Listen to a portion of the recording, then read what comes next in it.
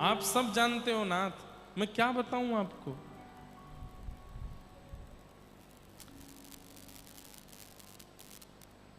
किसी को यदि पता है कि मुझे क्या चाहिए और फिर भी मैं बार बार बोल रहा हूं मुझे यही चाहिए यही चाहिए, सामने वाला चिढ़ जाएगा एक बार, अरे भाई मुझे पता है तुझे क्या चाहिए, क्यों मुझे बता रहे हो।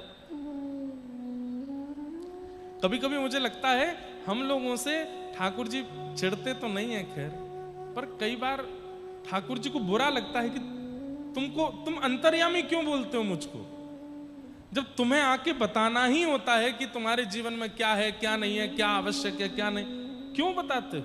मैं सब जानता हूं। महाप्रभु जी के सामने जाकर के तो दोनों भुजाएं उठा करके कहा करो नाथ हम आपकी शरण में, आप जो दोगे हमें सब स्वीकार है, आप जैसा करोगे हम उसमें राजी हैं। मन में इच्छा है कि भुवनेश्वर में घर बने, लेकिन नहीं बनेगा तो आपसे शिकायत नहीं करेंगे, आप जैसा कहोगे हम राजी हैं, आपकी रजा में राजी। महाभारत इसलिए जीत गया अर्जुन क्योंकि अर्जुन ने जाके आत्मसमर्पण किया ठाकुर जी को। कथा सुनी है, दुर्योधन और अर्जुन ये दोनों गए थे द्वारिका महाभारत युद्ध से पहले ठाकुर जी से पूछने कि आप किसके पक्ष में चलोगे। दुर्योधन ने बड़े प्रलोभन दिए, लेकिन भगवान ने एक बात कह दी, एक तरफ अकेला मैं रहूंगा और एक तरफ मेरी पूरी सेना, मैं दोनों की तरफ समान विभाजन करूंगा। एक तरफ अकेला मैं और एक तरफ मेरी पूरी सेना।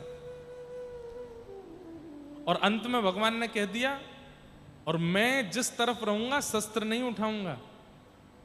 ये बात सुनते ही दुर्योधन बोला आरती करवाने जा रहे हो युद्ध में, वहां पे दिन रात आपकी आरती करेंगे, अष्टयाम सेवा होगी आपकी। अरे युद्ध में जाना है नाथ, शस्त्र नहीं उठाओगे? बोले नहीं उठाऊंगा। आप दोनों विचार कर लीजिए, मैं चाहिए कि मेरी सेना, और मेरी सेना सशस्त्र जाएगी, और सेना भी थोड़ी बहुत नहीं, हजारों लाखों सैनिक ठाकुर जी कह रहे हैं मैं दे दूंगा सशस्त्र, लेकिन दूसरी तरफ अकेला मैं रहूंगा, वो भी शस्त्र नहीं उठाऊंगा। दुर्योधन तुरंत मीठा बन करके बोलने लगा ठाकुर जी मैंने वैसे देखा है आपका अर्जुन से प्रेम बहुत ज्यादा है, आप अर्जुन से बहुत, आप दोनों की यारी के तो चर्चे पूरे कुरुक्षेत्र में पूरे हस्तिनापुर में चलते रहते हैं, एक काम कीजिए ना। बोले क्या? मैं सेना ले जाता हूं, आप दोनों की पटती भी बहुत है, आप इसके साथ रह लो। भगवान ने कहा अर्जुन हां करेगा तो। अर्जुन क्या? बोले नहीं नहीं मैं तो इसी में राजी हूं, आप मेरी तरफ रहो। भगवान बोले सोच ले, शस्त्र नहीं उठाऊंगा, निहत्था रहूंगा मैं। बोले आप रहना, चाहे बिना कुछ लिए रहना, पर रहना। सेना लेकर के जब दुर्योधन चला गया तो भगवान ने बड़ी डांट लगाई अर्जुन को। अरे पहले ही कौरवों के पास इतनी बड़ी सेना, ऊपर से मेरी द्वारिका की सेना लेकर के चले गए। तुझे सेना मांग लेनी थी और ये कह देना था कि हमारी सैन्य बल वैसे ही कम है, आपकी सेना दे दो, आप कौरवों की तरफ चले जाओ। अर्जुन जो बात कहते हैं ना, वो मुझे ये बात मैं अपने जीवन में इंप्लीमेंट करता हूं, इसलिए आपको बता रहा हूं। अर्जुन क्या कहता है भगवान से? श्याम सुंदर, पहली बात, दुर्योधन जिस कामना से आया था मैं उस कामना से नहीं आया हूं, इसलिए आप हम दोनों को एक मत समझो। मैं ना तो आपसे कुछ मांगने आया था और ना आपको मांगने आया था, ना मुझे आपसे कुछ चाहिए और ना ही आप चाहिए। भगवान बोले तो क्यों आए थे? दंडवत प्रणाम करके अपना हाथ भगवान के हाथ में देकर के अर्जुन कहता है मैं खुद को देने आया था, खुद को अर्पित करने आया। महाभारत युद्ध मेरे सामने है नाथ, पकड़ लीजिए हाथ। मुझे नहीं पता मुझे क्या करना है, मेरा दिमाग शून्य रहेगा पूरे महाभारत में। आप कहोगे बाएं तो बाएं जाऊंगा, आप कहोगे दाएं तो दाएं जाऊंगा, आप कहोगे सीधे तो सीधे, आप कहोगे कूद जा खाई में तो कूद जाऊंगा। अपनी बुद्धि से नहीं चलने वाला मैं, आप चलाओगे। भगवान ने हृदय से लगा लिया अर्जुन को। बोले याद रखना अपनी बात को, ऐसा ही है ना? बोले बिल्कुल ऐसा ही है। बोले जो कहूंगा करेगा। बोले करिष्ये वचनम तव, आप जो कह दोगे, आप कह दोगे कि कर्ण का बाण आ रहा है, इसको छाती पर ले ले अर्जुन, मैं तुरंत अपने वक्ष को आगे कर दूंगा। आप जो कहोगे वो करूंगा। परिणाम सबको पता है। पूरे महाभारत युद्ध में सारे कौरव केवल एक को ही मारना चाहते हैं और वो है अर्जुन। सबका केंद्र बिंदु यह है कि मेरे बाण से अर्जुन कैसे भी मर जाए। टारगेट केवल अर्जुन था पूरे महाभारत में, लेकिन उस अर्जुन का बाल बांका नहीं होने दिया। आप महाभारत को सामान्य मत समझिए। भीष्म पितामह जैसी तिमिंगल मछलियां, पूज्य गुरुदेव पिताजी महाराज अपनी कथा में भीष्म पितामह को कहते हैं तिमिंगल मछली। तिमिंगल मछली कौन? एक तिमिंग नाम का पक्षी होता है, अब तो नहीं होता वो, पर किसी युग में होता होगा। तिमिंग नाम का पक्षी, वो आकाश से उड़ता हुआ आता है और अपने दोनों पंजों में दो दो हाथियों को लेकर उड़ जाता है आकाश में। और वही तिमिंग पक्षी उड़ता हुआ जब समुद्र पर जाता है तो समुद्र की एक मछली मुंह खोल करके सांस लेती है और दो हाथी सहित उस पक्षी को गर्भ में ले लेती है। वो तिमिंगल मछली, दो हाथी सहित पक्षी को जो निकल जाए वो तिमिंगल मछली। वो कौन है? भीष्म पितामह। महाभारत में भीष्म पितामह, द्रोणाचार्य, कृपाचार्य, इन सबको तिमिंगल मछली कहा। इनके बाण से बचना कोई हंसी खेल नहीं है। भीष्म पितामह की स्तुति आती है, क्या कहते हैं भीष्म पितामह? हाँ हाँ,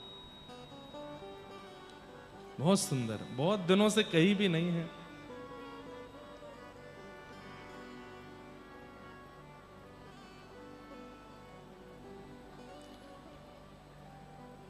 युधितुर गरजो विधुम्न विश्वक कचलुलित श्रम वार्यलंकृताशे मम निशित शरैर् विभिद्यमानः त्वचि विलसत् कवचेस्तु कृष्ण आत्मा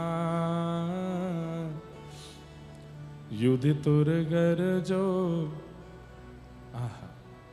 सपदि सखी वचो निशम्य मध्ये निज परयोर्बलयो रथं निवेश्य स्थितवति परसैनिकायुरक्ष्णा हतवति पार्थ सखे रत ममास्तु व्यवहित पृतना मुखम निरीक्ष्य स्वजन बधाद्विमुखस्य दोष बुद्ध्या। बहुत सुंदर स्तुति। भीष्म पितामह की स्तुति पर हम कथा लगभग कई बार कर चुके हैं विस्तार से, लेकिन बहुत दिन से नहीं की, यहां करते हैं। भीष्म पितामह कहते हैं, सब लोग इधर देखो, जब बाणों की सैया पर पड़े थे भीष्म पितामह, उस समय भगवान कृष्ण पांडवों को लेकर के भीष्म पितामह के पास जाते हैं। पांडवों को ज्ञान देने के बाद भीष्म पितामह पांडवों से कहते हैं दूर हट जाओ, अब मुझे मेरा काम करने दो। और ठाकुर जी को देख करके भीष्म पितामह कहते हैं, मैंने अपने जीवन में बहुत कुछ देखा, लेकिन उस बहुत कुछ का सार आपके अंदर देखा। ध्यान से सुनना, मैंने सुंदर से सुंदर वस्तु देखी अपने जीवन में, मैंने सुंदर से सुंदर वस्तुओं का, सुंदर से सुंदर व्यक्ति का, सुंदर से सुंदर स्थानों का दर्शन किया, लेकिन आपका दर्शन करने के बाद सब फीका लगने लगा।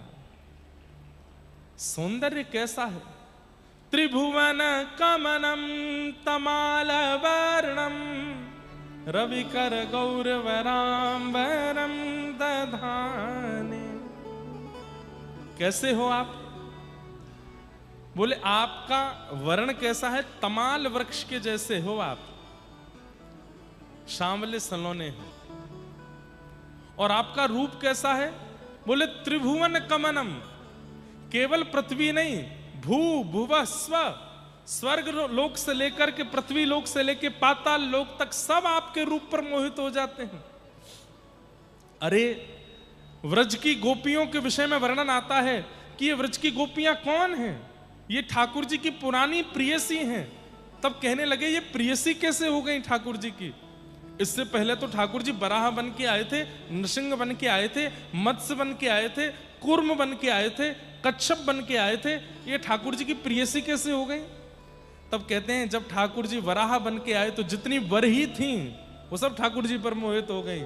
जब ठाकुर जी सिंह बन करके आए तो जितनी सिंहनियां थी सब ठाकुर जी पर मोहित हो गई। जब ठाकुर जी मत्स्य बन के आए तो समुद्र और जल की जितनी मछलियां थी सब ठाकुर जी पर मोहित हो गई। और जिसने भी ठाकुर जी को देखा वो जब मोहित हुई, उनको देखते देखते उसने अपने प्राण त्याग दिए। अंते यामति सा गति, अंत में ठाकुर जी का स्मरण करते हुए प्राण त्यागने पर वो सिंहनियां, वो बरही, वो मत्स्य, वे सभी व्रजमंडल की गोपी बन करके आ गई हैं ठाकुर जी के संग रास करने के लिए। कैसा रूप है ठाकुर जी का! त्रिभुवन कमनम। अरे कहते हैं इन तीनों लोकों में सबसे सुंदर है कामदेव। कामदेव बहुत सुंदर है, लेकिन वो कामदेव भी जब वृंदावन में प्रवेश करता है और वृंदावन में रास रचा रहे त्रिभंग लली श्याम सुंदर मदन मोहन का जब दर्शन करता है तो कामदेव मूर्छित होकर गिर पड़ता है उनकी सुंदरता को देख के।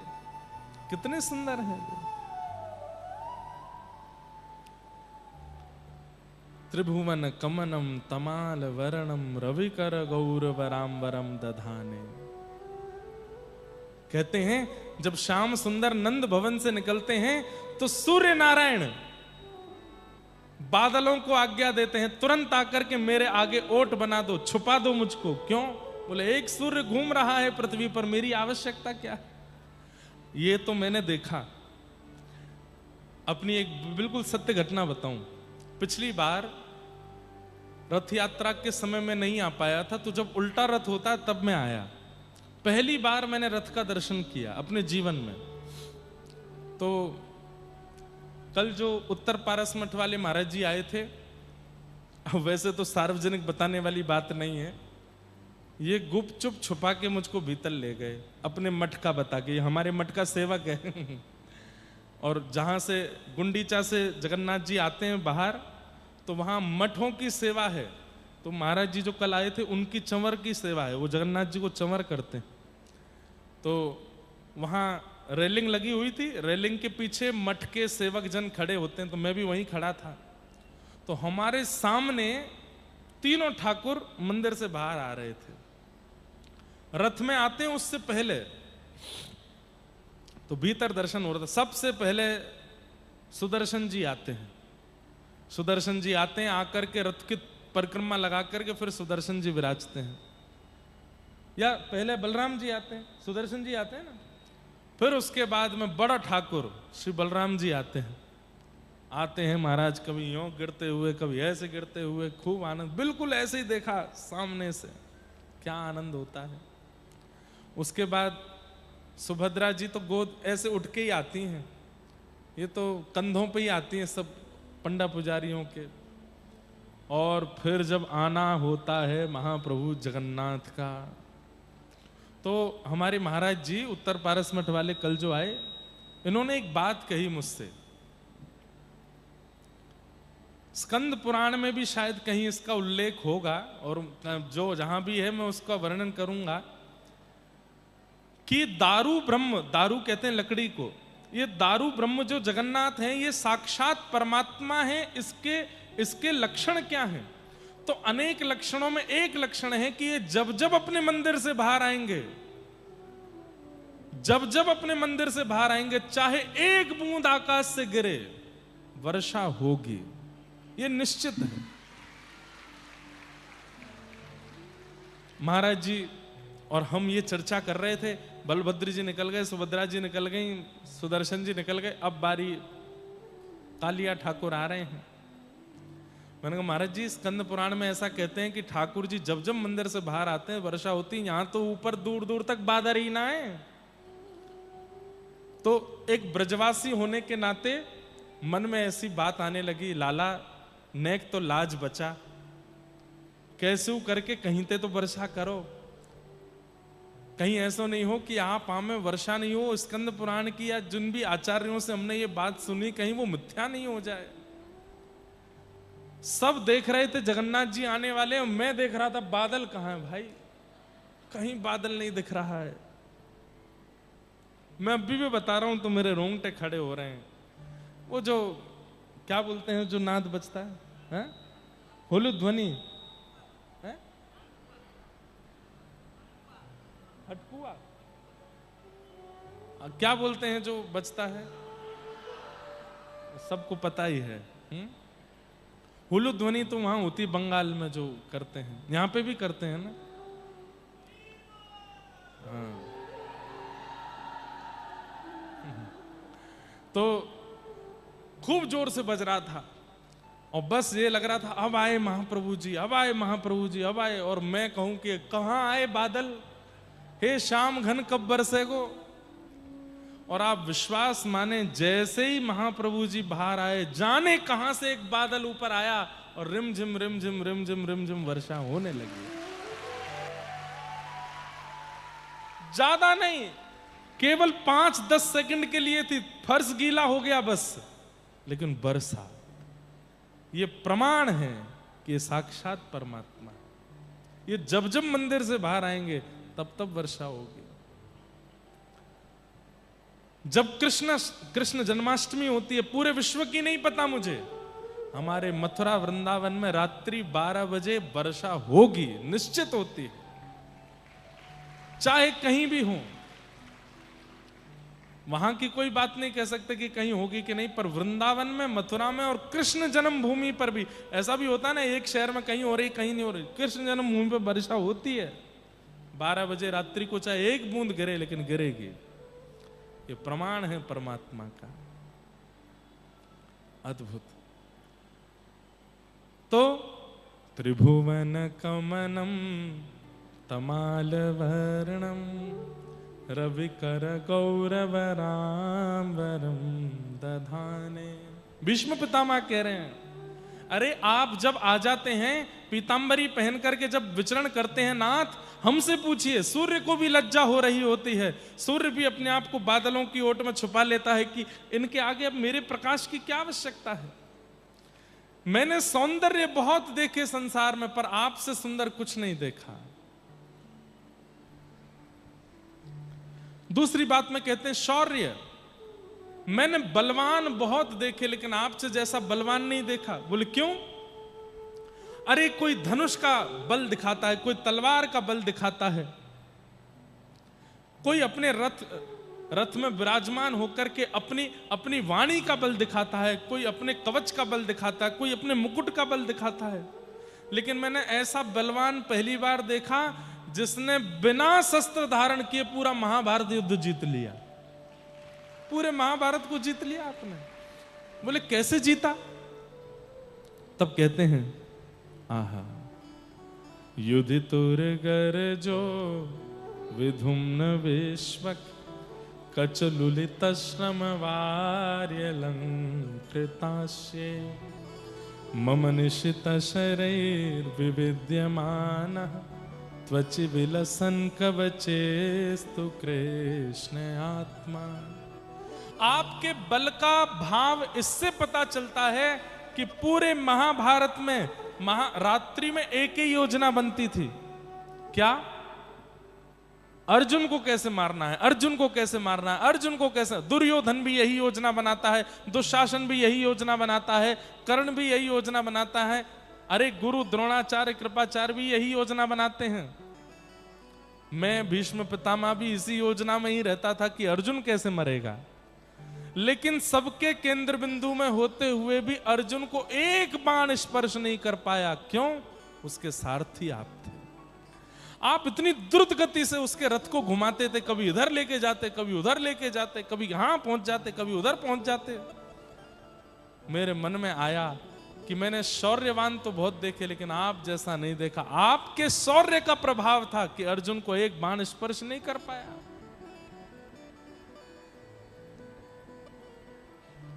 एक बार अर्जुन फंसने वाला भी था। कैसे? 10 दिन जब हो गए महाभारत युद्ध को, सब लोग ध्यान से सुनो, इधर देखो, यहां देखो, यहां देखो, यहां देखो।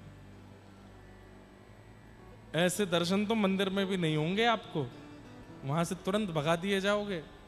लेकिन यहां तो देखो, महाप्रभु जगन्नाथ जी बिल्कुल पीछे बैठ के कथा सुन रहे हैं, आप सामने बैठे हो, अपलक नेत्रों से जैसे वो आपको देख रहे हैं, आप भी उन्हीं को ही देखो। कल और पंखे बढ़वा दिए जाएंगे, ठीक है, गर्मी नहीं लगेगी आपको, और कूलर लगवा देंगे। लेकिन अभी कथा सुनो। महाभारत युद्ध को जब 10 दिन हो गए और कौरवों की सेना घटने लगी, तब दुर्योधन भीष्म पितामह से कहता है, खाते हमारा अन्न है, भला चाहते उनका है, पांडवों का। भीष्म पितामह बोले, ए क्या बोलते हो? बोले सही तो बोल रहा हूं, इतने बड़े बड़े योद्धा हमारे पास हैं, लेकिन फिर भी हमारी सेना घट रही है, और वे पांडव हमारे सामने जरा सी उनकी सेना, और वे जीतते जा रहे हैं। 10 दिन निकल गए हमारे युद्ध को, अभी तक कोई कुछ बड़ी उपलब्धि हासिल नहीं कर पाए, हम क्या कर रहे हैं आप बैठ करके? भीष्म पितामह बोले, तू हमको ललकारता है? सुन। बोले क्या? आज रात्रि को अपनी पत्नी को भेजना, जैसे ही मैं संध्या करके अपनी पूजा पाठ करके उठूंगा, तेरी पत्नी आकर के मुझको प्रणाम कर ले, उसको अपने संपूर्ण जीवन के तपस्या का फल दे दूंगा, अखंड सौभाग्यवती भव। नहीं मरेगा तू, बड़ी बड़ी बातें मत कर मेरे सामने, मरने का बहुत डर है ना तुझको, नहीं मरेगा, भेज देना अपनी पत्नी को रात में। दुर्योधन बोला, मैं बस यही चाह रहा था, आप थोड़े हल्के हल्के लग रहे थे, अब आप थोड़े उत्तेजित हुए, बस ऐसे ही रहिए, आप हल्के मत पड़ो। और पत्नी, आज रात को मेरी पत्नी भानुमति आएगी आपसे आशीर्वाद लेने, आप अच्छे से आशीर्वाद दे देना, अखंड सौभाग्यवती भव, ताकि मैं मरूं ना। भीष्म पितामह बोले, भेज देना। बात हुई दुर्योधन और भीष्म पितामह के बीच में, लेकिन सुन ली दूर खड़े हुए हमारे द्वारिकाधीश ने। भगवान बोले, अच्छा, ये भानुमति को अखंड सौभाग्यवती का अगर आशीर्वाद मिल गया, तो मैं चाहे कितना भी सारथी बना रहूं, कितना भी पांडवों का पक्षधर बना रहूं, नहीं जिता पाऊंगा पांडवों को, क्योंकि भीष्म पितामह है ये बाल ब्रह्मचारी। क्या करूं? योजना बनाई, बोले कैसे भी भानुमति को द्रौपदी में परिवर्तित करना है, ये आशीर्वाद तो द्रौपदी को मिलना चाहिए। वो तो ठाकुर जी हैं। भानुमति भीष्म पितामह के पास पहुंचे, उससे पहले ठाकुर जी द्रौपदी के पास पहुंच गए, और द्रौपदी के पास पहुंच करके सो रही थी, उसको उठाया, बोले सुन, लंबा घूंघट कर ले। घूंघट कर लिया, बोले कहां? चल मेरे साथ। द्रौपदी चल रही है तो बार बार कभी लड़खड़ा रही है, कभी गिर रही है। भगवान बोले, क्या हो गया, क्यों नहीं चल पा रही? अरे माधव देखो ना, मेरी जूतियां हैं, इनसे मैं चल नहीं पा रही। तो कितना सुंदर दृश्य है कि ठाकुर जी द्रौपदी को रोकते हैं, उसकी दोनों जूतियां उतार देते हैं, और उतार करके एक जूती को यहां फंसाते हैं, एक को इधर फंसाते हैं। बोले चल मेरे साथ। ठाकुर जी लेकर के जा रहे हैं द्रौपदी को। द्रौपदी कहती है, नाथ कहां जा कहां रहे हैं हम इतनी रात को? बोलो भीष्म पितामह से आशीर्वाद दिलाना है तुझे। भानुमति पहुंचे उससे पहले तुझे जाकर के आशीर्वाद लेना है। और सुन, अब ज्यादा बात मत कर, मेरे को एक एक क्षण की बड़ी चिंता हो रही है, तू जल्दी चल मेरे साथ। और दौड़ करके भगवान लेके जा रहे हैं और उसको समझा रहे हैं, सुन भीतर जाना, बोलना नहीं, घूंघट कर लेना, मुख दिखाना नहीं। करना क्या है? भीष्म पितामह के सामने बैठ जाना, वो अपने आप अपनी पूजा पूरी करके हाथ में जल लेंगे, तेरे सिर पर जल डाल के तुझे आशीर्वाद देंगे, आशीर्वाद लेके तुरंत बाहर आना, चुपचाप। बोले कहीं उन्होंने पूछा कैसी आई, क्या आई? तो बोले कुछ भी बना के झूठ वूठ बोल देना और मेरा नाम मत बताना कि मैं आया हूं, हाँ बस इतना ध्यान रखना। ठाकुर जी भी अपना रूप बदल के गए थे, बड़ा बड़ा काजल लगा के, सिर पर सफेद स्वाफा बांध करके, गले में कंठुला, बिल्कुल जैसे ग्वारिया बनकर के ठाकुर जी गए थे। बैठे हैं भीष्म पितामह अपने शिविर में, भेज दिया भगवान ने द्रौपदी को, अंदर जाओ प्रणाम करो। द्रौपदी गई, जैसे ही पहुंची है उसके नूपुर की ध्वनि से पहचान गए भीष्म पितामह की भानुमति आ गई। प्रणाम किया। भीष्म पितामह ने कहा आ गई तुम, रुको अभी। बैठ करके हाथ में जल लिया, अभिमंत्रित करके अपने संपूर्ण जीवन का फल और वरदान दे दिया, अखंड सौभाग्यवती भव। तुम्हारे पति कितनी भी बड़ी विषाद में फंसेंगे, मरेंगे नहीं, मेरा तुमको आशीर्वाद है। तुम अखंड सौभाग्यवती हो जाओ, तुम्हारे मांग का सिंदूर कभी मिटेगा नहीं। द्रौपदी ने जब ये बात सुनी, बोले मुझे तो लगा था पुत्रवान भव या कुछ और आशीर्वाद देंगे, जिनके पीछे धनुष बाण लेके भागते हैं उन्हीं को अमरत्व का वरदान दे रहे हैं। ये मेरे पतियों के प्राण के सबसे बड़े भक्षक तो यही हैं। ये हेलीकॉप्टर ने एक देर विराजमान कर लो, जब कोई कीर्तन भजन आवे तब उड़ा लेना इसको।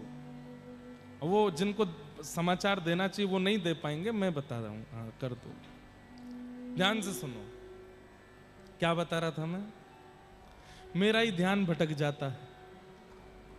कहां था, जल्दी बताओ। हाँ, आशीर्वाद दिया। द्रौपदी ने जैसे आशीर्वाद लिया तो सोचने लगी मेरे पतियों के प्राण की सबसे बड़े दुश्मन हैं ये। महाभारत युद्ध में अर्जुन आदि सब पांडवों के पीछे धनुष बाण लेके भागते हैं ये, और मुझसे कह रहे हैं अखंड सौभाग्यवती भव। तुरंत द्रौपदी ने अपना घूंघट उठा करके कहा तो याद रहे, आगामी महाभारत युद्ध में 5 में से एक का भी बाल बांका नहीं होना चाहिए। अखंड सौभाग्यवती का आपने आशीर्वाद दिया है। भीष्म पितामह तो 4 कदम पीछे हट गए। द्रौपदी, मैंने तो भानुमति को बुलाया था, तू कहां से आ गई? द्रौपदी बोली अच्छा, भानुमति आपकी पुत्रवधू है, मैं भी तो आपकी पुत्रवधू हूं, और यदि मैंने आशीर्वाद ले लिया तो इसमें गलती क्या है? भीष्म पितामह के नेत्र सजल हो गए, बोले होई सोई जो राम रची राखा, वही होगा जो ठाकुर जी चाहेंगे। मुझे लग ही रहा था कि पांडव ही जीतेंगे, लेकिन भीष्म पितामह ने तुरंत अपने आंखों का रंग बदला, चेहरे का ढंग बदला, और थोड़ी गंभीर आवाज में बोले, हे द्रौपदी, तुझे कैसे पता कि मैं भानुमति को आशीर्वाद देने वाला था? और इतनी रात को हमारी घर की बहू आवारा घूम रही है? सही से बता, अकेली आई है कि कोई लेके आया है तुझको?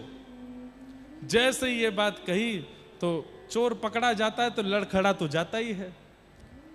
द्रौपदी बोली, नहीं नहीं, आई तो अकेली हूं मैं, कोई नहीं आया, और आया तो है एक, लेकिन वैसे कोई नहीं आया। एक आया भी है, लेकिन वैसे कोई ऐसी बात क्या बोलती है, आया है नहीं आया, आया नहीं है, जल्दी बता।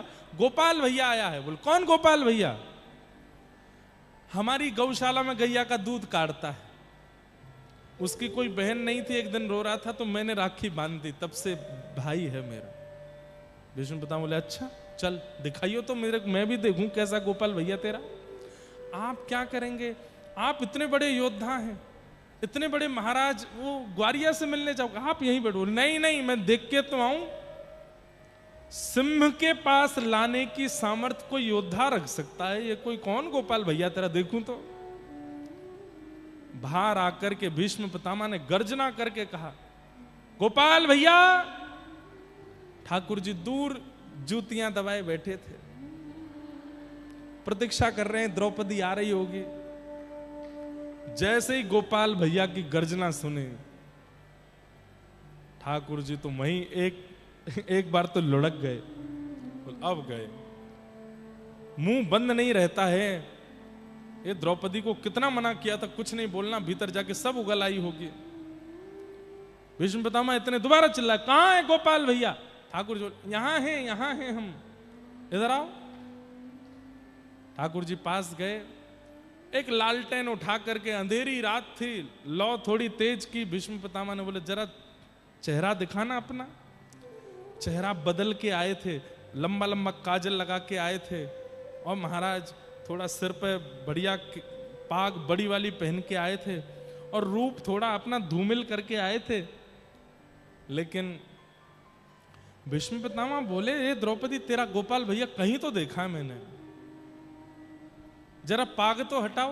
और जैसे ही पाग हटाने लगे, ठाकुर जी ने नहीं पाग नहीं हटाते, हम पाग नहीं हटाते। बोले हटाओ, तो हटाए तो घुंघराले केश ठाकुर जी के जैसे ही खुले, मोर पिच भीतर छिपा था वो अपने आप ठाड़ा हो गया। आहा, ठाकुर जी का मधुर स्वरूप प्रकट हो गया। भीष्म पितामह के नेत्र सजल हो गए, और जैसे कोई व्यक्ति प्रेम में भर के कशैली वाणी बोलता है, वैसे बोलने लगे। छलिया, कपटी, ये क्या करते हो तुम? भीष्म पितामह चाहते तो ठाकुर जी को ही हैं, लेकिन पक्ष में तो कौरवों के हैं ना। पूरा पासा पलट दिया। वारे कन्हैया, मान गए तुझको, तैने भानुमति को द्रौपदी में परिवर्तित कर दिया और अखंड सौभाग्यवती का आशीर्वाद दिला दिया। तुझे कैसे पता चला कि मैं भानुमति को आशीर्वाद देने वाला हूं? ठाकुर जी बोले, हम जय जय हैं, हमें सब पतो रे। कोई माने ना है, बात अलग है। भीष्म पितामह ने कहा, द्रौपदी मैंने तुझे आशीर्वाद दिया अखंड सौभाग्यवती भव, लेकिन मैं जिम्मेवारी देता हूं इसको, पांचों में से एक का भी बाल बांका नहीं होना चाहिए। ये जिम्मेवारी है इनकी। अगर किसी को खरोंच भी आती है तो तुम मुझसे नहीं कहोगी, इनसे जाके पूछना, क्योंकि ये जिम्मेवारी मैं इनको देता हूं। और रही बात तुम्हारी द्वारिकाधीश, कल से महाभारत का मुख्य योद्धा मैं बन के आऊंगा, देखता हूं कैसे बचाते हो तुम। ठाकुर जी द्रौपदी की ओर देखें, फंसवा दिया। बोला मैं क्या करती? उन्होंने, अरे अब देखो, जीतना तो पांडवों को ही है, लेकिन ये भीष्म पितामह हैं, बड़े चतुर हैं। बोले क्या हो गया? उन्होंने कुछ कहा तो है नहीं, बस तुमको जिम्मेवारी तो दी है, इसमें क्या है, जिम्मेवारी संभालने। अरे तुम जानती नहीं हो, इनको पता है कि मैं शस्त्र नहीं उठाऊंगा, ये मैंने प्रतिज्ञा ली है। अब ये ऐसी ऐसी योजना है। अब महाभारत युद्ध जीतने हारने का विषय नहीं है, अब महाभारत युद्ध इसके ऊपर चलेगा कि कृष्ण शस्त्र उठावे अर्जुन को बचाने के लिए।